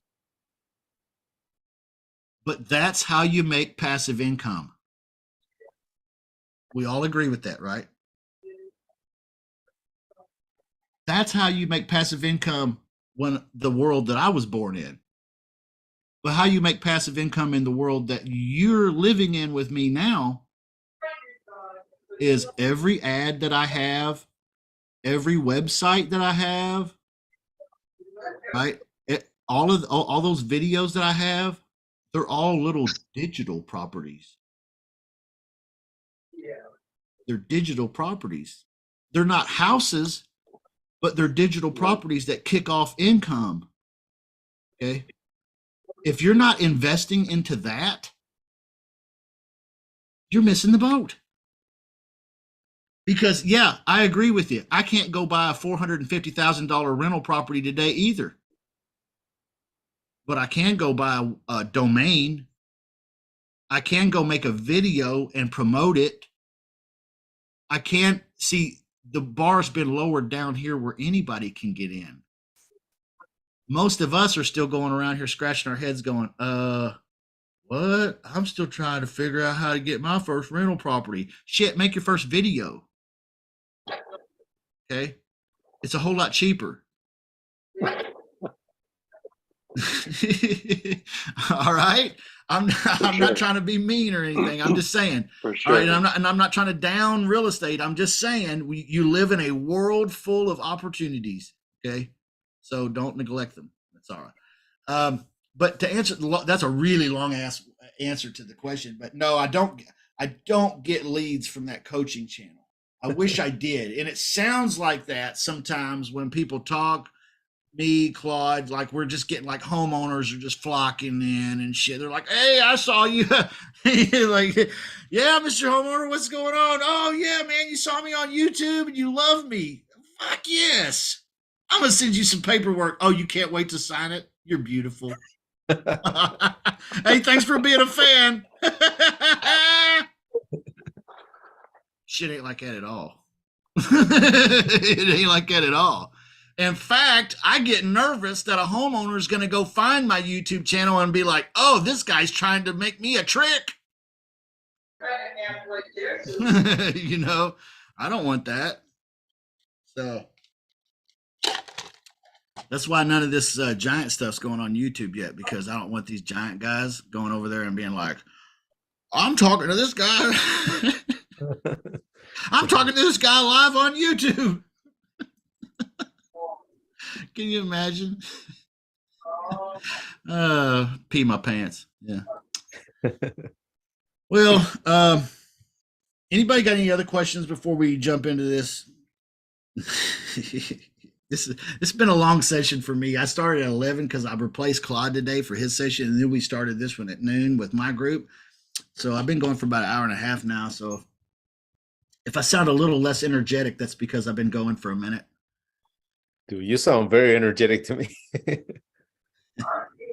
Well, good. Thank you. Somebody asked a question here. Where can you scrape Zillow leads? That was the last class. I think somebody else asked a question, though, here somewhere. Did I see that? Did anybody else have a question? about REI reply? I thought I saw something. Okay. All right, no problem. REI reply. Yep. Let's go there. Let's call this guy. Let's see what happens.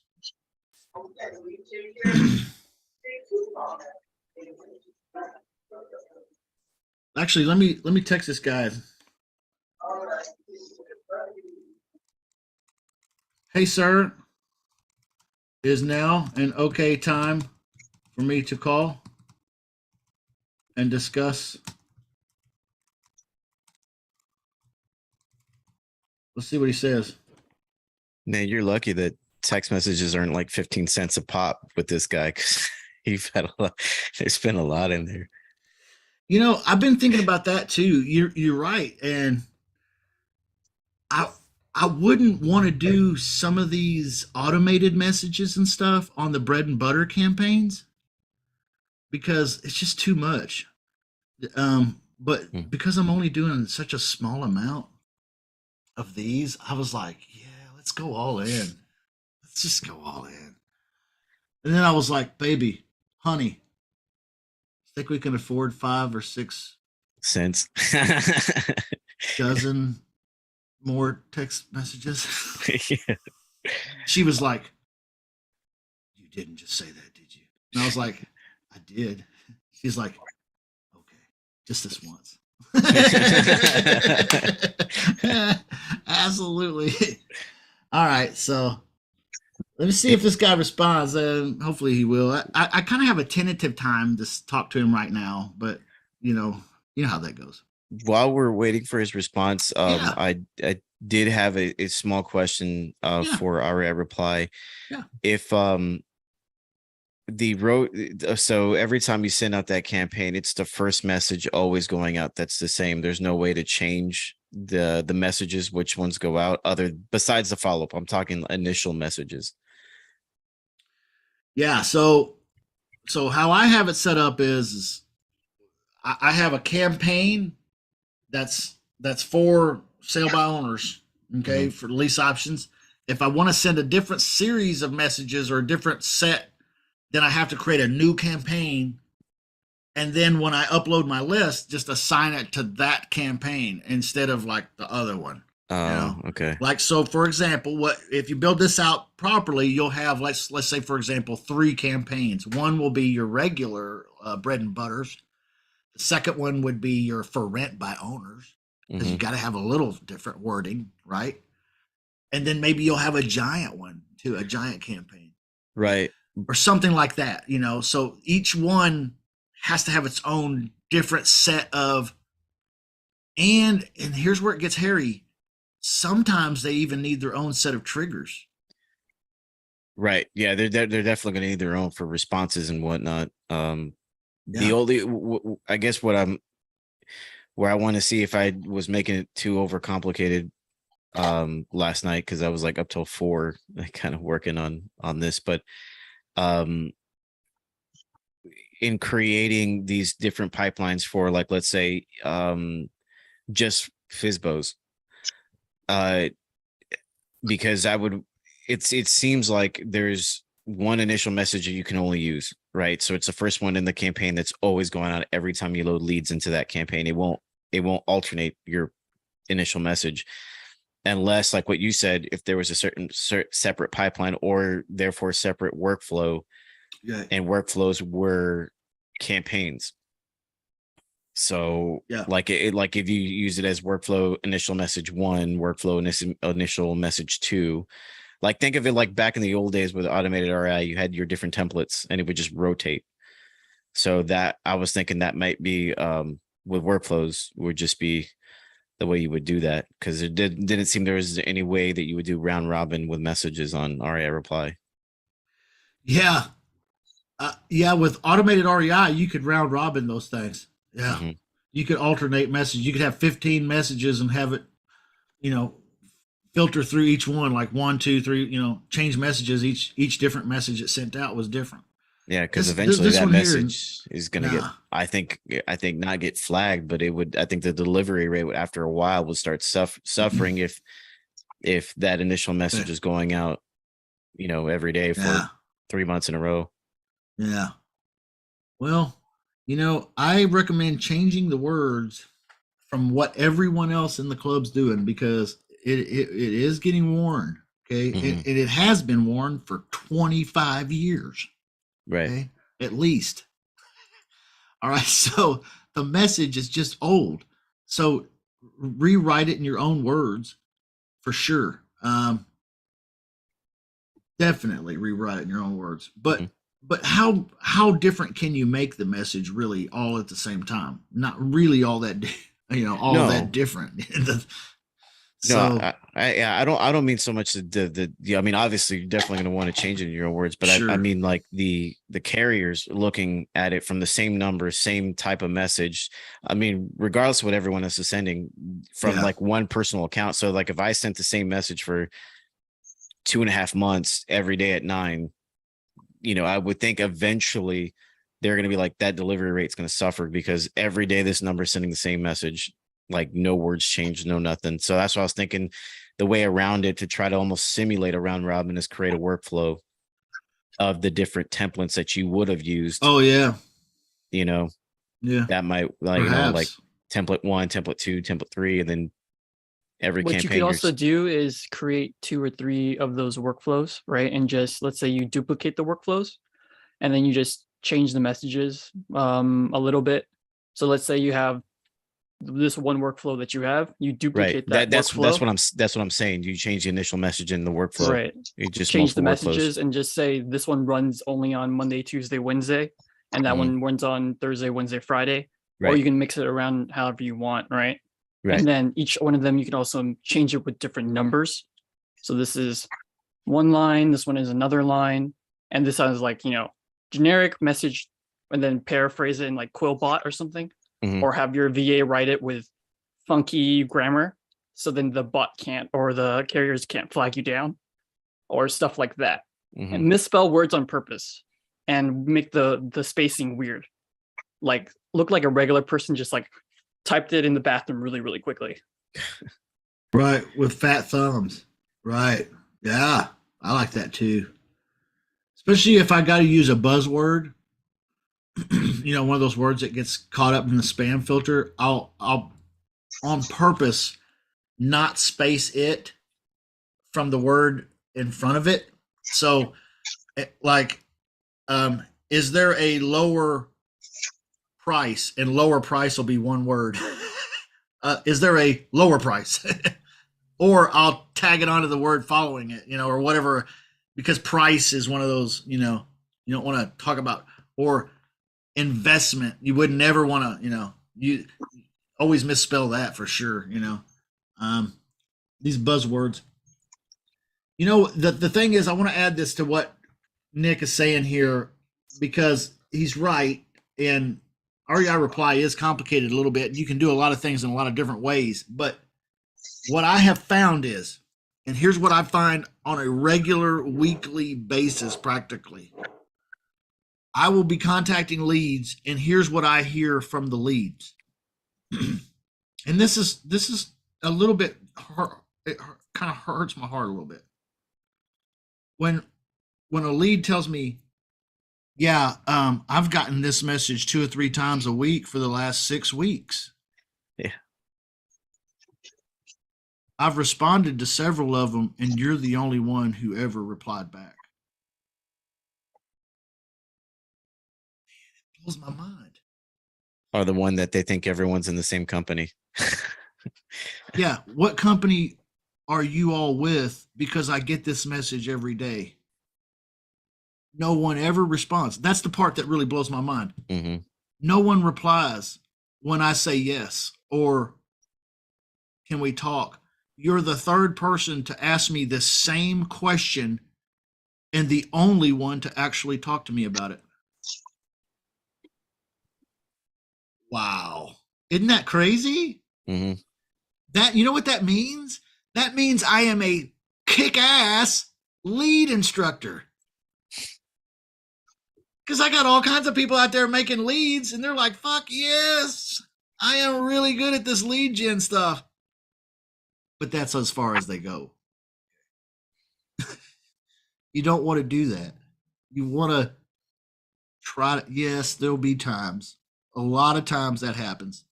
But you want to try to be as excellent as you can and respond to these people, especially the ones that are saying yes. Holy crap, they're almost all the way there. They're already saying yes. Mm-hmm. When I see one that says yes, I automatically think, great, he's already saying yes. Now all I have to do is not screw up. All right. It's not really accurate like that. It's sometimes the numbers don't work still and stuff like that. But really, he's already a yes. Great. So try to, you already know if you're guilty. Okay. Try to be unguilty this week. Forgive yourself. I forgive you. Go delete a bunch of that shit that you know you ain't never going to get to. And it's old as the hills now. Okay. And start fresh and make a commitment to keep it clean and keep up with it. You guys know what I mean by keep it clean? When you're talking about REI reply, keep it clean. Don't get all, I've got 47 million. And I was going to talk to this guy, but then I didn't. And then, like I gave you a perfect example of what not to do. Just exactly like I did. Don't do that. Okay. Which is, hey, I butt dialed you. Oops, sorry. No, wait a minute, man. Hey, when's a good time? Oh, I wasn't available for. I'm sorry. I've been out of the office for 48 hours. I'll get back with you as soon as possible. Okay. That's why you don't get deals. Okay. Because you're not organized enough. All right. So get organized with it. Stay on top of this shit. Because if you just had a good rhythm of 2 or 3 good conversations a day, that's really all it takes. We say 5, but because we want you to shoot for 5, but hell, if you just got 2 or 3, that's probably enough. Mm-hmm. If they're already saying yes, I mean, good Lord, how many of those will it take before you get to a contract on something? Okay. All right. All good thoughts. Let me see if this guy's texted me back. I don't think he has yet. Nope. It'd be funny if he's like, "Oh, sorry, I butt dialed you." Yeah, that'd be great. I'd love that. Since the first week was just a big experiment anyway, because I hadn't used this REI reply setup before then. I hadn't sent that contract, that LOI, that letter of intent out like that before. We hadn't talked to these people. So last week I was kind of like a little like laissez-faire. You guys know French? That means hands off. I was a little bit like, yeah, let's just see what happens. And then I was like, oh my God, I got too many leads. And then today I got a bunch of leads. So this week I'm gonna have to be a little more hands-on, but you can see I've got a shitload of leads that came in today. This was empty. The replied was empty when I started today because I'm keeping it clean, y'all. Okay. I'm sorting this shit. I'm working through these, but these all came in today. So I'm going to have to go through here. And the first thing I'm going to do is I'm going to sort these. Okay. What do I mean? I'm going to look at them. 10,000 a month. Okay. Well, that's what that guy's response was. Let's look at the house. 10,000 a month. God, I don't know. Is that worth 10 grand? Probably. It's in St. Augustine, hell, I don't really know, but it seems like it could be reasonable. So let me drag that over and put that in the hot leads. Now I've sorted it. Okay. Mm-hmm. Now this is something I'm going to work. As soon as I get done with my sorting job, I've got a working job. Okay. And then I need to call these people back too. So these are things that I'm going to work on today. These are the meat of the work, but here is just, I've got a job of sorting 14 leads. As to renting the house, who would be my tenant responsible to me? You, your company. Okay, the monthly rent would be $30,000, and with annual CPI increase. Holy schmoly. Okay, well, maybe. Oh shit, you're swinging for the fences in Miami. Maybe. Okay, so we're gonna take this one. We're gonna take the 305, and we're gonna drop it over into hot leads. Okay, this is what. See, the problem I'm having is and maintaining my own regular bread and butter business is now I'm just getting overwhelmed with these. So I've got my partner Vaughn, okay, on this particular account. He's going to come to the table and he's going to help me work some of these. So me and him together can get through this shit. Buy only. Okay, that one got through somehow because I don't have a trigger set for that. So I'm going to throw that one away.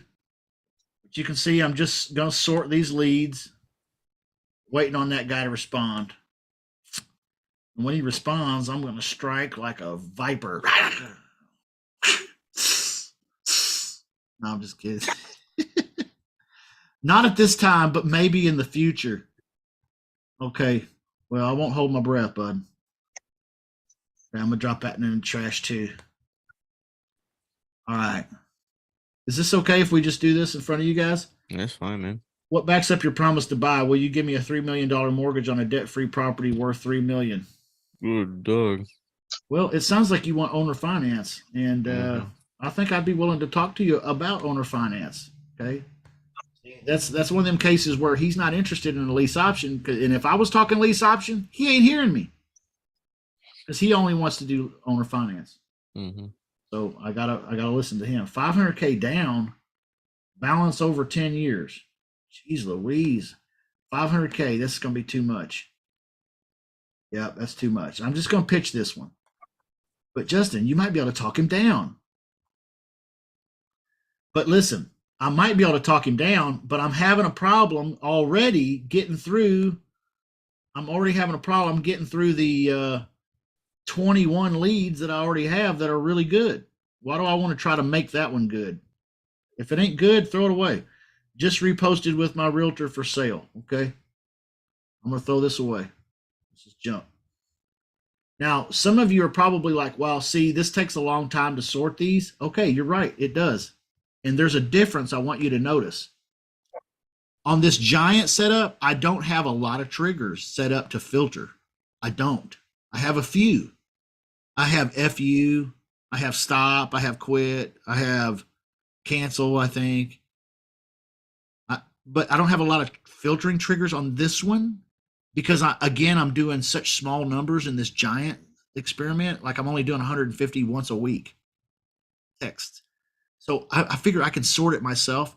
And plus I want to make sure I'm not losing any accidentally by way of trigger. Mm-hmm. Okay. So that's why I have this set up this way. But on my bread and butter, I have a lot of triggers. Okay. Because I'm doing a bigger volume business and I'm going to lose a few, but who gives a shit? I do not have time to sort through 450 leads today, but I do have time to sort through 10, okay, or 15. All right, so that's the difference, everybody. All right, so I'm proposing that you make yours bread and butter, full of triggers that does a lot of this sorting for you. Okay, I have a few on this giant one, but not as many as on my bread and butter. Okay, so last week we did this. I'll think about it. I'm gonna put that guy in the hot leads. Last week we did this. Tonight we're doing another REI reply trigger building and Q&A. I would consider renting. Okay. Yep, this is one we saw earlier. Put that one in there too. Wait a minute, I hit the wrong button. And so we'll help you build some triggers last week, and we'll help you tonight again too. So if you want to build some triggers to help your sorting be quicker, then tonight at 6 o'clock Central Time in the same Zoom room.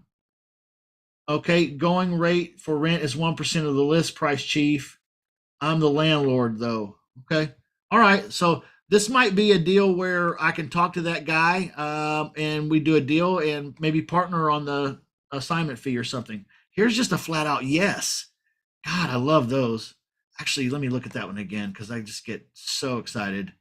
Yes, and then general, and then I'm going to click the picture. Okay, Weeki Wachi, Florida. Interesting. All right, I'm going to put this one over in the hot leads because he said yes for sure. Okay, just 3 more, so not too bad. Send me your dossier. Email me the details. Connect to me on LinkedIn. Okay. All right, here's what I'm doing with these. I'm going to drag this over here to holding tank, and I'm going to drop it there because I don't know what to do with this just yet.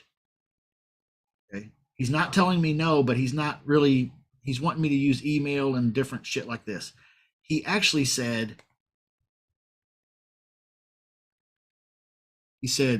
Pass me the dossier. Pass me the dossier. Y'all don't get it?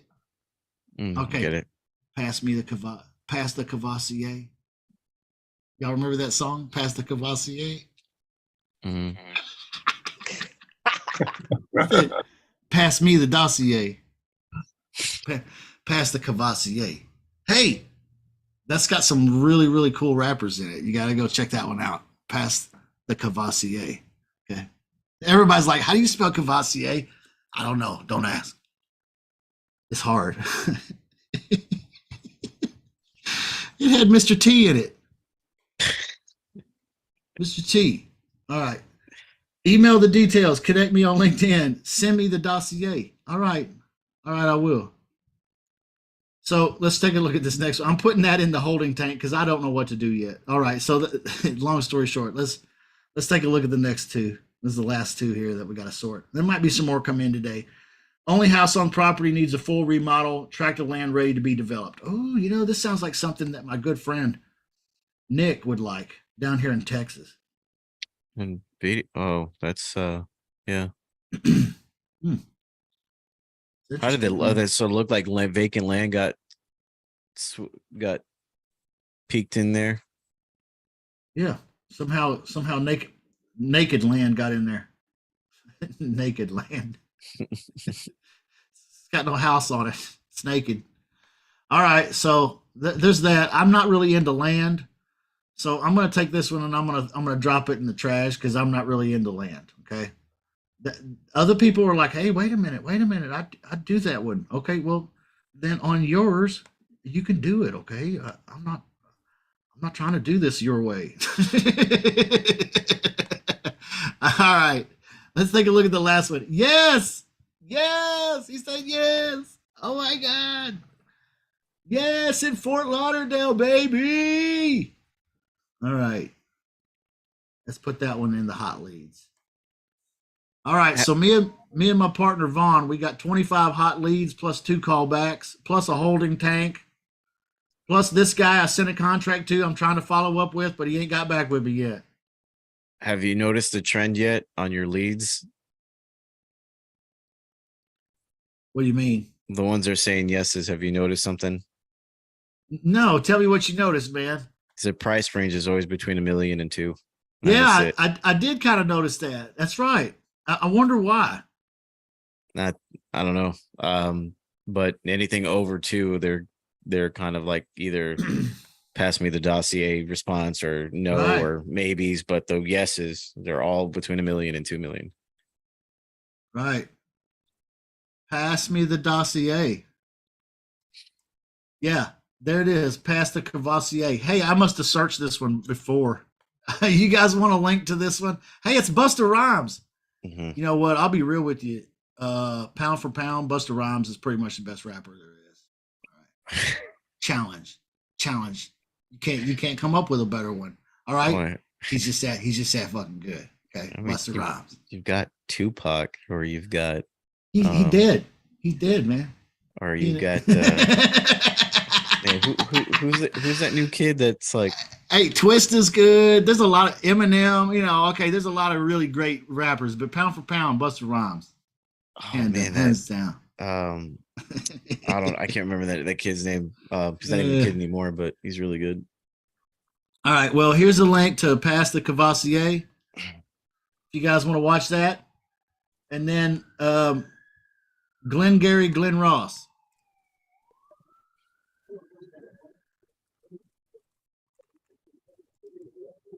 That's the name of the movie. You guys got to watch that too. That's homework. Listen to Pass the Cavassier and watch he said Lil Wayne's the best rapper alive. I love Lil Wayne. I really do. He's great. Kendrick Lamar, that's what I was gonna say. President Carter. Kendrick Lamar. Yeah, that dude's pretty legit, man. He's gonna fill up a swimming pool full of liquor and let you dive in. Probably. All right. We've been here for an hour. That guy has not texted me back. I'm going to connect with him though, and when I do, I'm going to record the phone call for you. Okay. so you guys can hear me following up with a contract we sent out last week. And me and Vaughn are going to be working these leads this week, and so we'll be recording some of that too. And so next week we'll have a report for you on the giant lease options experiment. Is anybody learning anything from this? Hopefully, getting some stuff. Kind of been laid back today. We just kind of went with the flow, but hopefully you got some good stuff out of it. You know, here and there. I don't know. I don't know either, Larry. I don't know. All right. What's for lunch? Somebody give me a good lunch idea, because as soon as I get off this call, the wife is going to say, "Are you done?" And I'm going to say, "Yeah." She's going to say, "Oh, what do you want for lunch today?" Some seafood basil, Thai food. Say, I don't know. I haven't had time to think about it, honey. Would you say seafood? Seafood basil, Thai food. That's what I'm getting after this. We don't have no seafood here. This is No? Kansas City. Oh man. Fried Kentucky chicken. We have cows here, man. We don't have seafood. You're in San Diego, though. You get San Diego seafood, right? You do? Who, me? Oh, you San in- Francisco Bay Area. So we got a lot Oh. of seafood. Yeah. Gotta go pick up my son out from school though. But thank you so Yeah. much. Love you guys. Have a good one. I'm gonna go have a BLT. Mm.